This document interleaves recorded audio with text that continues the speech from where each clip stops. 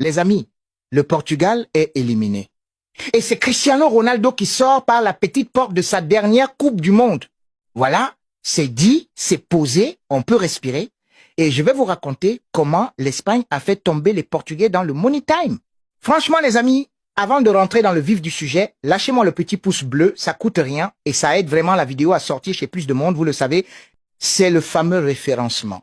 Alors, entre vous et moi, ce Portugal-Espagne, c'était pas le 8e de finale le plus spectaculaire de cette Coupe du Monde, mais soyez patients, parce qu'on va parler du bijou de passe, de Ferran Torres, du but plein sang-froid de Mikel Merino, des 3 entrants qui ont fait basculer le match, et évidemment de ce qu'il reste maintenant de la carrière internationale de Ronaldo.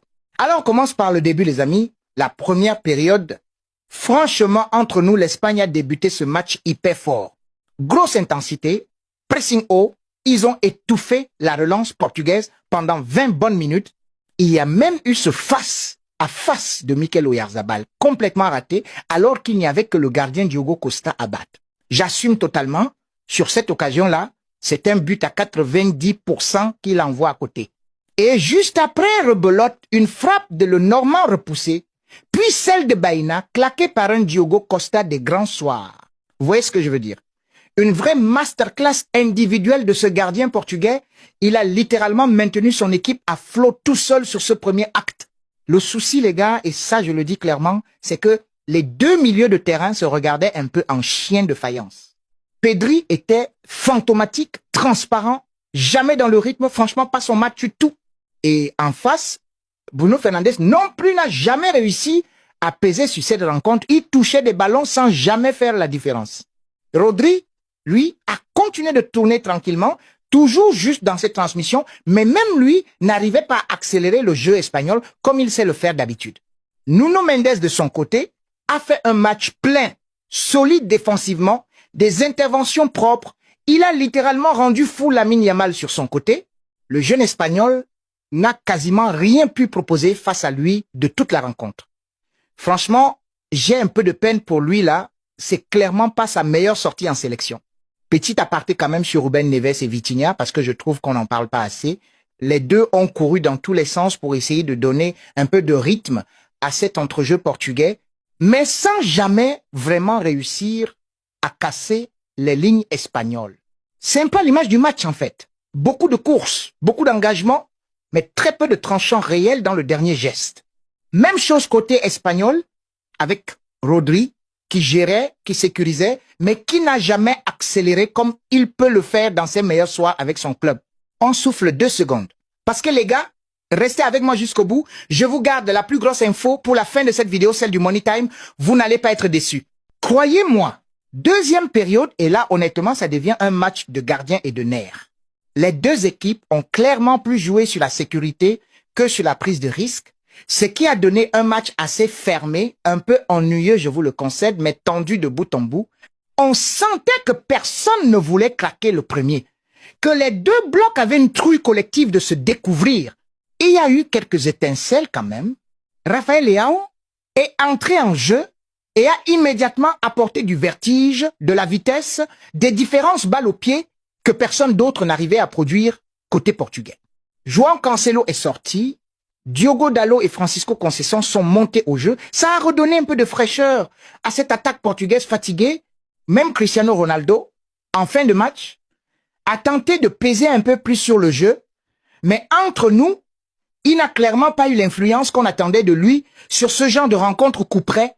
Ça fait mal à dire pour la légende qu'il est, mais dans ce rôle de titulaire à 40 ans, ça a été très compliqué pour lui ce soir. Côté espagnol, les entrants ont eux aussi apporté énormément. Fabian Ruiz et Mikel Merino sont montés au jeu. Dani Olmo a cédé sa place. Et c'est justement ce nouveau bloc qui a fait toute la différence dans le temps additionnel. Franchement, c'est une dinguerie quand on regarde ça. Parce que sur l'action du but, il y a 3 entrants sur les 4 joueurs qui touchent le ballon. Ça veut dire une chose. Le sélectionneur espagnol a fait des choix payants. Il a lu le match mieux que son homologue portugais ce soir. Et voilà, on y arrive. Le Money Time, la fameuse grosse info que je vous gardais depuis le début. Dans le temps additionnel, alors que tout le monde s'attendait à des prolongations, Fabien récupère et sert Rodri, qui prolonge d'une touche vers Ferran Torres. Et là, la passe de Ferran entre deux défenseurs portugais, c'est juste sublime, une ouverture de classe mondiale pour Merino qui n'a plus qu'à ajuster Diogo Costa. Score final, 1-0 pour l'Espagne et un Portugal qui craque littéralement à la dernière minute utile. Et je vous le dis les gars, franchement, entre vous et moi, c'était mérité. Sur l'ensemble du match, l'Espagne a eu les plus grosses occasions, la meilleure maîtrise technique et surtout elle a toujours pas encaissé le moindre but dans cette Coupe du Monde. 0 but pris depuis le début de la compétition. Ça force le respect, j'assume complètement de le dire. Maintenant, petit débrief individuel, rapide, parce que je sais que vous adorez ça. Côté top pour moi ce soir, Diogo Costa, clairement, monstrueux dans les buts portugais. Sans lui, le score aurait été bien plus large. Pau Cubarsí également, impérial dans l'axe de la défense espagnole, pour moi un des meilleurs défenseurs centraux de cette Coupe du Monde tout simplement. Nuno Mendes aussi mérite sa place dans le haut du tableau. Côté flop, Pedri clairement en dessous de son niveau habituel, Lamine Yamal transparent face à Nuno Mendes, et Bruno Fernandes qui n'a jamais pesé sur cette rencontre alors qu'on l'attendait au tournant.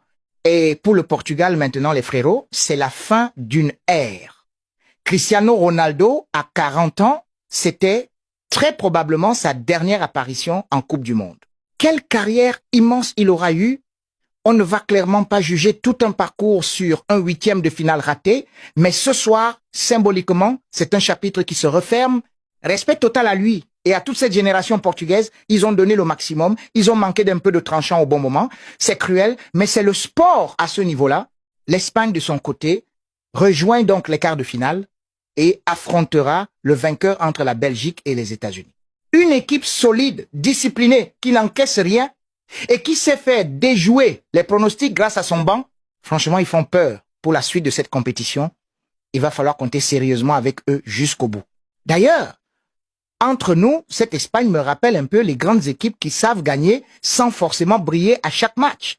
0 but encaissé depuis le premier tour, une défense hyper solide autour de Cubarsí et le Normand, un gardien fiable en Unai Simon et surtout un banc qui répond présent au bon moment.